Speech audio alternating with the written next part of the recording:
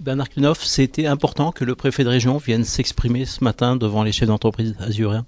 Je pense qu'on avait besoin tous d'entendre l'État s'exprimer sur ce pacte de compétitivité pour nos entreprises, inscrit dans la politique du gouvernement. Et il faut qu'aujourd'hui se déclinent toutes ces mesures et qu'on verra d'ici la fin de l'année si effectivement on a amélioré notre compétitivité ou pas. Les mesures de ce pacte de compétitivité sont encore assez méconnues par les chefs d'entreprise. C'est tout frais, hein. La mesure phare dont on parle, c'est le crédit impôt. On a mieux compris ce matin une partie des choses, puisqu'on a trouvé, il y a un site pour faire le calcul et que ça s'applique à toutes les entreprises de toute taille. Maintenant, reste à en voir et à en mesurer l'efficacité, surtout pour celles qui veulent impacter leur activité 2013 avec ce qu'elle devrait toucher en 2014. Oui, parce que beaucoup avaient l'impression que cette mesure ne démarrait qu'en 2014, or elle est effective dès l'année 2013.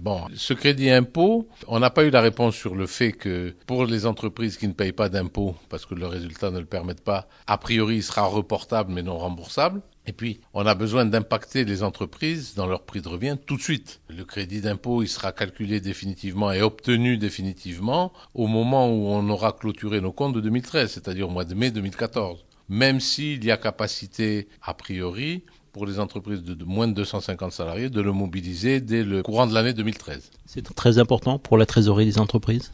Je pense que c'est important pour la trésorerie, mais pas seulement. Je pense qu'il est important, puisqu'on parle de compétitivité, la compétitivité passe par nos prix de revient. Et je pense que c'est un des éléments qui devrait nous permettre d'accroître cette compétitivité.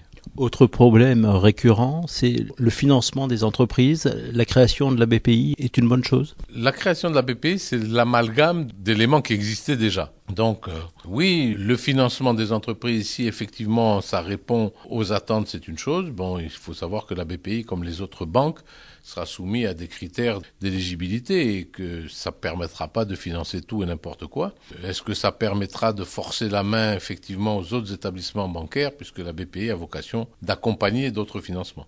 Sa dimension régionale permettra de mieux prendre en compte certaines spécificités locales? J'espère que ça nous permettra de faire remonter et d'utiliser les connaissances que nous pouvons avoir sur le terrain de nos tissus économiques locaux.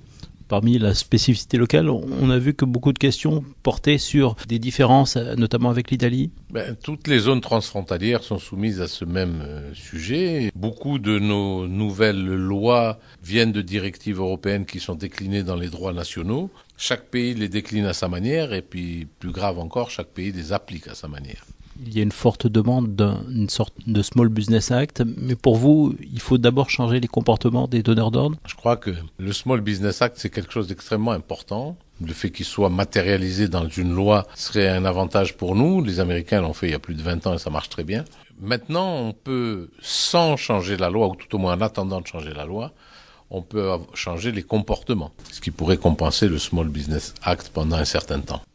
Les Allemands ont donné l'exemple dans ce domaine? Pas seulement les Allemands, beaucoup de pays, et nous, ceux qui nous concernent sont les pays frontaliers de la France, appliquent à leur manière les directives européennes qu'ils ont déclinées dans leurs droits nationaux. Les Allemands n'achètent pas d'avions autres qu'européens. Et pourtant, ils n'ont pas de loi spécifique pour le faire.